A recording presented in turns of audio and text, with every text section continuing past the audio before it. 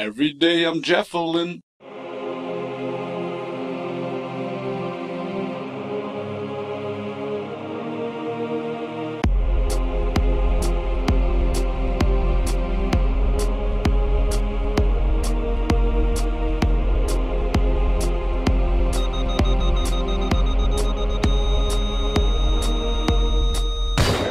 Every day I'm Jeffelin.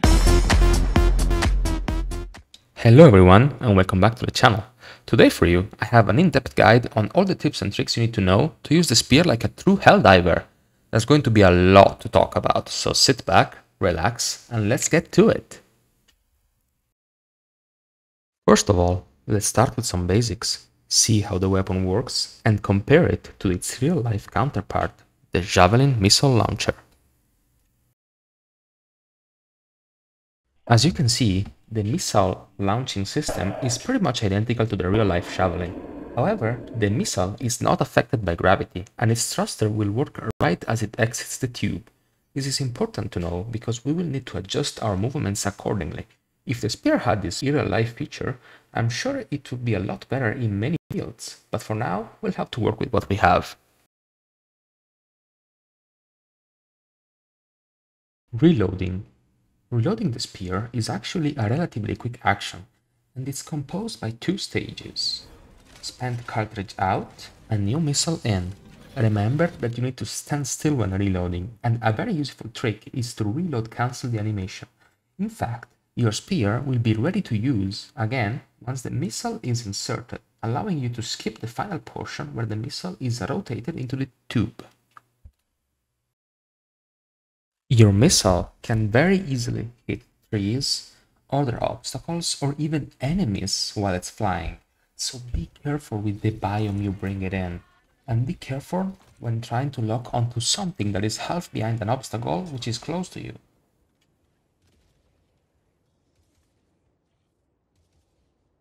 Your ammo economy isn't the best, especially if you don't have superior packing methodology. So make sure to not fire at anything your spear locks onto. If you are unsure, simply let it lock on and then try to ping that exact point to identify which enemy the missile locked onto. The missile has a maximum locking range of 300 meters. So if you're trying to lock onto something on the other side of the map, it's not the spear that is broken, you're simply too far away from your target.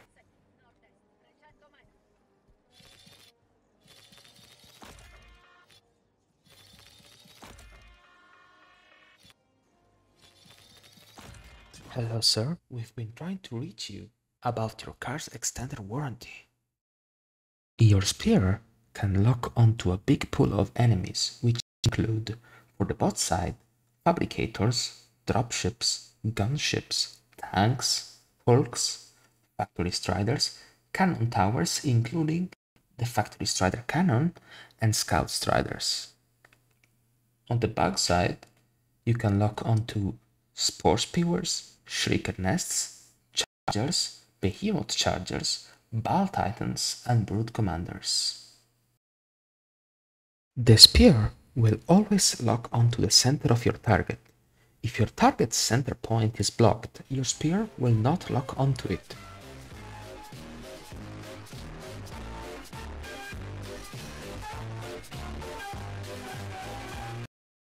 Spore spewers are an exception, as they have their lock-on point a little higher than their center, making them easier to lock onto and destroy.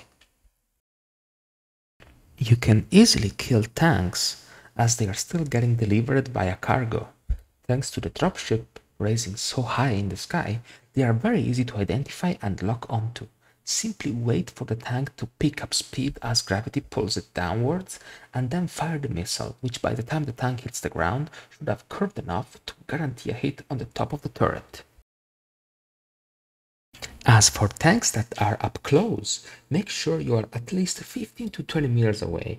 If you're shooting the tank from the front, make sure to raise your camera so the missile will gain a bit extra altitude, giving you more chances of hitting the tank's turret. You can kill a factory strider in just 2 missiles if you hit it in the right spot. Although risky and requiring to be up close frontally, it can work.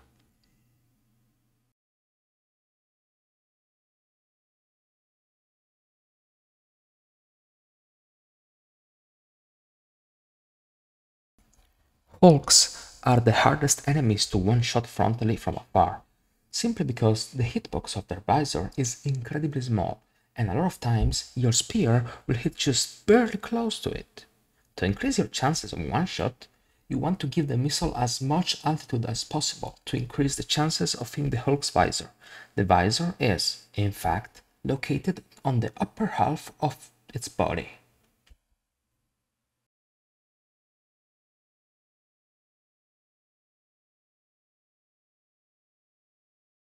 Now onto fabricators. You don't really need to destroy all the fabricators you see. The most important ones are the jammer fabricators, though I deliberately use it on small outposts to clear them real quick for an extra bonus at the end. The targets I advise to prioritize are jammer fabricators, spore spewers, shrieker nests, ball titans, behemoth chargers, cannon towers, including the factory strider cannon, tanks, and hogs. The enemies I do not recommend to focus are bot dropships, regular chargers, brute commanders, and scout striders. An important note about the gunships. Generally, you don't want to waste ammo on gunships. However, it really depends on the situation you are in. For example, if your team is getting pinned down and you guys need to defend yourselves and you are in a bad situation, if there's 5 gunships above you, it is worth it to use at least 3 or all of your missiles to get rid of 3 gunships and have some breathing space. Now onto chargers. Generally, you need to stay at least 20 meters away to kill chargers. However, if you choose to be more aggressive, with some practice you can kill chargers and even hawks from up close. Since the spear has a very small explosion radius, you won't hurt yourself for most of the times, of course. It's all about decision making, so when you do it, make sure to minimize your chances of dying. The method can work with most enemies, though it's always risky because you need to get close to them.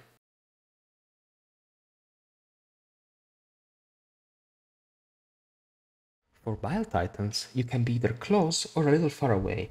Not too far, however, as the missile will tend to focus the center of the Bile Titan's body. It can work, but you need to be perfectly aligned with the Titan walking straight towards you.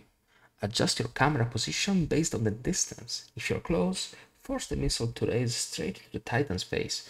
If far, give the missile some hate bonus to start with, so it will fly straight into the Titan's face. Make sure to practice to learn which camera position you need to give to your missile to hit where you want, for all enemies, not just Bile Titans.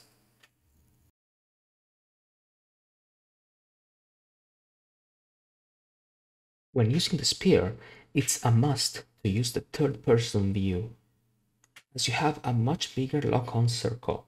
However, the first-person view can help a lot if you're trying to lock onto something specific in the middle of multiple targets that are present in the lock-on pool.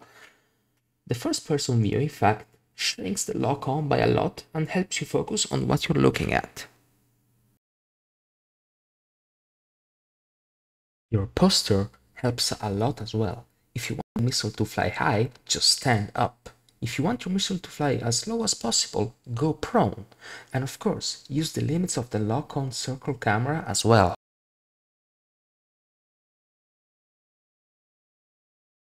The elevation of our target is also very important to consider. Our missile will always go up before diving towards its target. If we want to hit an important weak spot when locking onto a target which is below us, we will need to force the missile exiting the tube the lowest possible towards the ground, and the opposite if the target is above us. Now on the most important thing that you need to know.